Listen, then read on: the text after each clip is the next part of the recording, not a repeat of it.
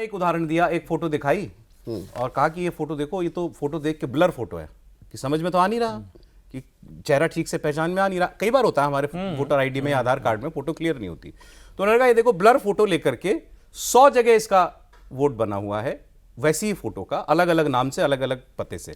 ठीक, तो अब वो सुने वो कह रहे हैं ये क्यों किया, ये इसलिए किया कि एक मौका क्रिएट करें कि इस एम्बिग्यूटी का ना समझ में आ पाने वाले चेहरे के वोटर कार्ड से कोई भी जाके वोट डाला है। यही शर्मा जी इम्पॉसिबल बात है, इम्पॉसिबल बात है। मैं इसको बिल्कुल यकीन नहीं मानता, क्योंकि मैं प्रैक्टिकल तौर पे वहाँ मैंने काम किया है, हर चीज़ देखी है, एक एक चीज़ें हमने देखी हैं, और कभी भी ये पॉसिबल नहीं है। और इसीलिए आपको याद होगा कि आज अपोजिशन पार्टियाँ जो बात करती हैं कि हमें बैलेट बक्सा चाहिए, दोबारा कुल मिला के बैलेट बक्सा चाहिए।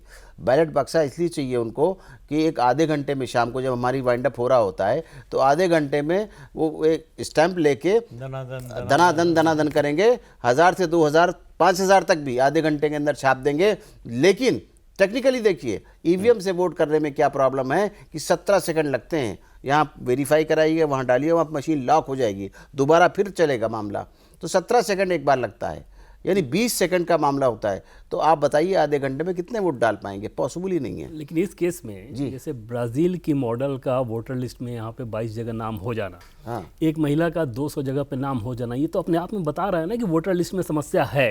वोट कर पाए ना कर पाए वो अलग बहस का विषय हो सकता है, वोटर लिस्ट में तो समस्या है ना। देखिए ये जो लोग होते हैं ये स्टेट गवर्नमेंट के एम्प्लाई होते हैं, बीएलओज वगैरह सब जीतते हैं, हमारे एआरओ वगैरह।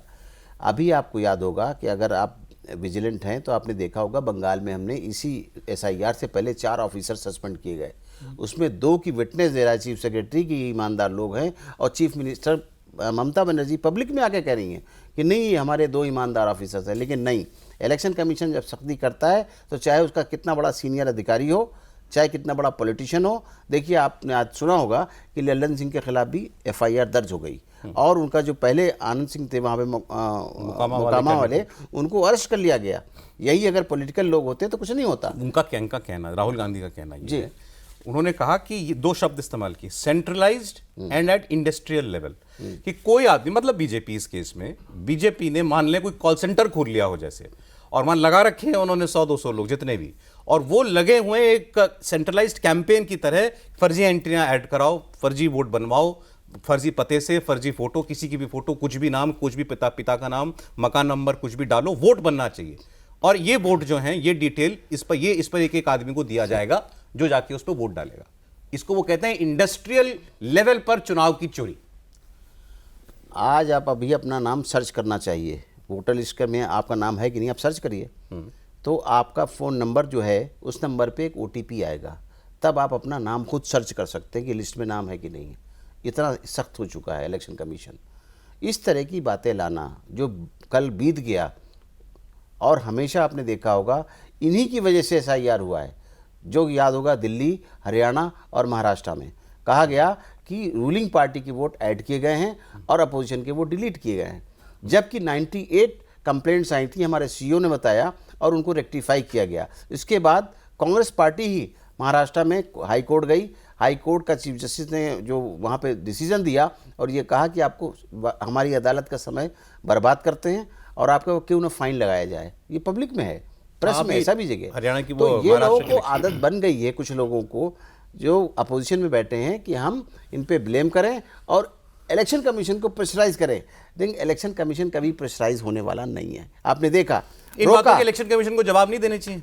क्यों देगा आदमी से, किस चीज़ का जवाब देगा? रोजाना लेगा, कुछ ना कुछ आ जाते हैं। अगर कोई दिक्कत है इनको लिख के दें, साइन करके दें पेपर्स कि हमें ये मिले हैं फैक्ट्स, और हम इलेक्शन कमीशन को दें, इलेक्शन कमीशन जवाब दे देगा राइटिंग में। लेके देखिए वो करना नहीं चाहते। क्यों कह रहे हैं मुझसे, क्यों ओथ पे मांग रहे हो? मैं क्यों ओथ मत दीजिए, आप अपने लेटर हेड पे दे दीजिए, अपोजिशन वाले पे, पार्लियामेंट का जो मेंबर हैं उस लेटर हेड पे लिख के दे दीजिए कि ये फैक्ट्स हैं। देते क्यों नहीं है? उस पर अशोक की लाट लगी है, देते हैं लेटर हेड पे, कुछ चिट्ठियाँ देते होंगे ना काम करने के लिए, इसके लिए उसके लिए। चलिए मत दे दीजिए ओथ पे, इस पे दे दीजिए, इलेक्शन कमीशन लिख के दिए, इलेक्शन जवाब देगा, प्रोटोकॉल है, चाहे पीएम को भी चिट्ठी लिखी जाए। सूरज सर वो ये कह रहे हैं कि भाई ये तो उन्होंने क्योंकि वहाँ खोल कर दिखाया पूरा बोर्ड पर, स्क्रीन पर सब कुछ, तो ठीक है, उसमें फर्जी एंट्रियाँ तो थी या डुप्लीकेट एंट्रियाँ थी, जो भी थी, या पते गलत थे किसी, और एक ही नाम के साथ फोटो एक ही है लेकिन उस पर नाम, पिता का नाम, मकान नंबर कई जगहों पर अलग अलग दिया हुआ था। This goes to show Sharma कि आपकी एसआईआर तो यही ठीक कर रही है ना। हाँ, मैं आ रहा हूं उस पर। पहली बात तो जो इन्होंने पूछी कि आपकी वोटर लिस्ट में सब कुछ ठीक नहीं है, ये तो हम में से हर कोई मानेगा ये ना। तो हर आदमी मानेगा, हर वोटर मानेगा। उनका कहना भाई है- हम ही कॉर्पोरेशन के चुनाव में वोट दिया, विधानसभा में कट गया। सुने तो, वो कह रहे हैं कि कोई बैठ के कर रहा है ये, समझे इस बात को, ये अपने आप गलती नहीं हुई है, कोई जानबूझकर ये एंट्रियां कर रहा है। वो कौन है करने वाला? अच्छा, मान लीजिए कि कर रहा है कोई, हाँ, कोई कॉल सेंटर खोल लिया है, इंडस्ट्रियल लेवल पर जो है ये सब हो रहा है, तो क्यों किसी एक स्टेट में हो रहा है, झारखंड में क्यों नहीं हुआ? केरला में क्यों नहीं हुआ? नहीं, तमिलनाडु में क्यों नहीं हुआ? पश्चिम बंगाल में क्यों नहीं हुआ? इतना हाई स्टेक इलेक्शन था पश्चिम बंगाल का बीजेपी के लिए।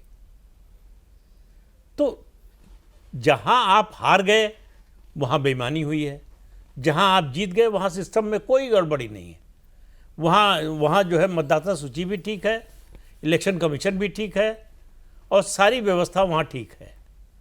तो ये जो है मीठा मीठा गप कड़वा कड़वा थू, ये कैसे चलेगा? आप या तो कहिए सब गड़बड़ है, हम जो जीते हैं वो भी बेईमानी से जीते हैं।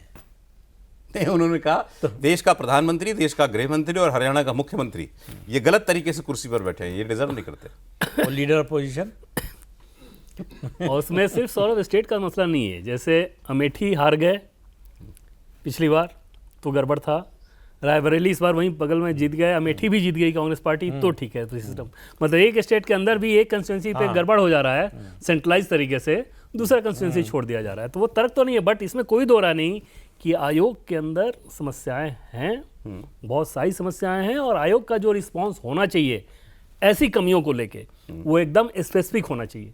भाई अगर आपके वोटर लिस्ट में 22 ऐसे ब्राजील के मॉडल का नाम आ वो जा कह रहा रहे हैं मुझे एक्चुअल फैक्ट बताओ ना, ये एंट्री यहाँ गलत हुई है, तब तो मैं उसका जवाब दूंगा। कि वो कंस्टिट्यूंसी वाइज जब सामने पब्लिक डोमेन में आ गया तो आप चेक नहीं करोगे, और अगर वो गलत दिखा रहा है तो आप संवैधानिक संस्था है, आपको तो फ्रॉड का केस करना चाहिए फिर राहुल गांधी पे। बताइए फिर इलेक्शन कमीशन पलट के इन पे केस क्यों नहीं करता? माफी, जैसे पिछली बार कहा सीईसी ने कि या तो माफी मांगो नहीं तो हमें डेटा दो एफिडेविट पे, उन्होंने दोनों ही काम नहीं किए, तो इलेक्शन कमीशन को कार्रवाई करनी चाहिए थी उन पे।